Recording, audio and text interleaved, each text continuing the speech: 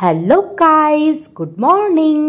Welcome to our YouTube channel Banga Bharta জয় বজরংবলী। কেমন আছো সবাই? নতুন ভিডিওতে স্বাগত জানাই। আজ সকালবেলা ঘুম থেকে উঠে মাম্মামকে ফ্রেশ করে রেডি করে দিলাম।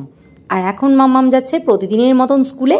আশা করি তোমরা সবাই জানো যে মাম্মাম পড়ে অঙ্গনওয়াড়ি স্কুলে।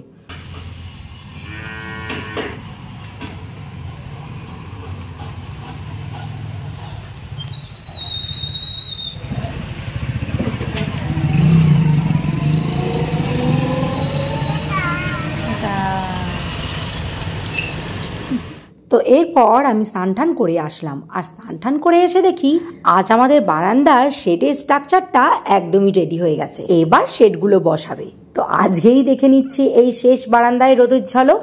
আজকেই এই শেষ ঘরে এরকম রোদের আলো পড়া। আজকে থেকে শেড বসে যাবে আর ঘরে এই রোদের আলোটা এইভাবে আর ঢুকবে না। মাঝে মাঝে ভাবি মানুষের সব কিছুই কিভাবে একদিন না একদিন করে পরিবর্তন হয়ে যায়। যাই হোক, এবার চলে আসলাম ঠাকুর ঘরে। আর ঠাকুর ঘরে একটু জল ফুল দিয়ে নিলাম ঠাকুরকে। এটা তো জানোই আমার প্রতিদিনের অভ্যাস। এতক্ষণ ধরে মাটিতে বসে ঠাকুরকে পুজো করতে কষ্ট হয়, কিন্তু স্নান করে প্রণামটা আর সামান্য একটু ফুল জল এইটুকু দিই। আর এই দেখো ঠাকুর ঘর থেকে যখনই বেরিয়ে বাইরে এসেছি, জাস্ট দেখো বাইরের অবস্থা কি ধুলো হয়ে গেছে, ওরে বাপরে বাপ। আর রান্নাঘরে এসে দেখি মা আবার মাছালার কাছ থেকে চিংড়ি মাছ রেখেছে। তো সকালে যেহেতু চা খেয়ে স্নানে যাইনি, তাই এখন ঝটপট চা করে নিলাম। আর ঠাকুমা দাদুকে বিস্কুট দিয়ে এখন আবার চাটা খেতে বসলাম। আর প্রতিদিনের মতনই এই জানলার ধারে বসে পড়েছি চাটা খেতে। এই জানলার ধারে বসে বসে আমার চা খেতে বেশ ভালো লাগে। দেখো আজকে গাছগুলোর মধ্যে বেশি ফুল হয়নি। এই গাছগুলোতে এত ফুল হয়, তাই প্রতিদিন কটা করে ফুল হয় আমরা গুনি। এরপর এডিটিং করতে করতে হঠাৎ মনে পড়লো যে বিজয়ার প্রণাম কতগুলো সারা হয়নি, তাই বিজয়ার প্রণামগুলো কতগুলো ফোন করে সেরে নিলাম। আসলে আজকালকার দিনে ফোনের যুগ, তাই ফোনেই প্রণামটা সারি, কারণ আবার সবার সাথে কবে যে দেখা হবে তার ঠিক নেই। ওই দেখো ওইদিকে আবার মামামও চলে এসছে স্কুল থেকে। জুতো এখানে একটা ওখানে একটা কেন? হ্যাঁ হ্যাঁ হ্যাঁ ঠিক আছে, পরে ফোন করবো। আয়, কি ব্যাপার? যা দেখ গিয়ে সেট বসে গেছে। এ কি জুতো এইভাবে কেন? আচ্ছা ঠিক আছে রাখি।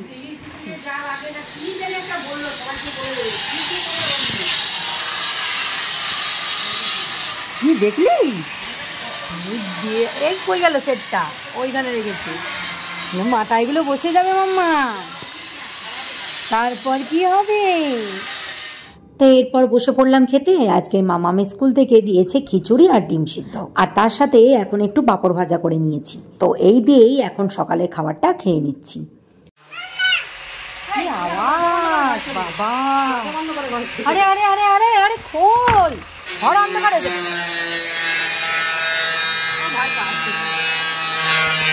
বাড়িতে যে কোনো মিস্ত্রিরা কাজে লাগলে যে কি কষ্ট হয়, যাদের বাড়িতে মিস্ত্রিদের কাজ হয়েছে বা হচ্ছে তারা খুব ভালো করেই জানো। তো যাই হোক, এরপর দেখো রান্না করতে চলে আসলাম। এত ধুলো উঠছে যে রান্নাঘরের দরজা দিয়ে রান্না করতে হচ্ছে। তো দেখো মা তো রান্না অর্ধেক করেই রেখেছে, তাই আমি এখন একটু চিংড়ি মাছের মালাইকারিটা করে নিচ্ছি। যেহেতু বাড়িতে নারকেল আছে, তাই চিংড়ি মাছের মালাইকারিটা করা হচ্ছে। আমাদের বাড়িতে চিংড়ি মাছের সর্ষে ইলিশ মালাইকারিটাই বেশি হয়। চিংড়ি মাছ আসলে ওই চিংড়ির দো পেঁয়াজিটা আমরা অত ভালো খাই না, তাই যেমন সাইজে আসুক না কেন চিংড়ির মালাইকারিই করি।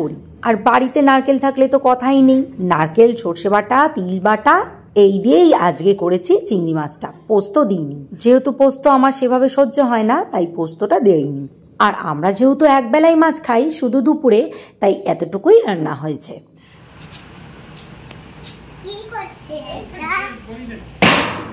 ঢাকা দিয়ে দিল মা,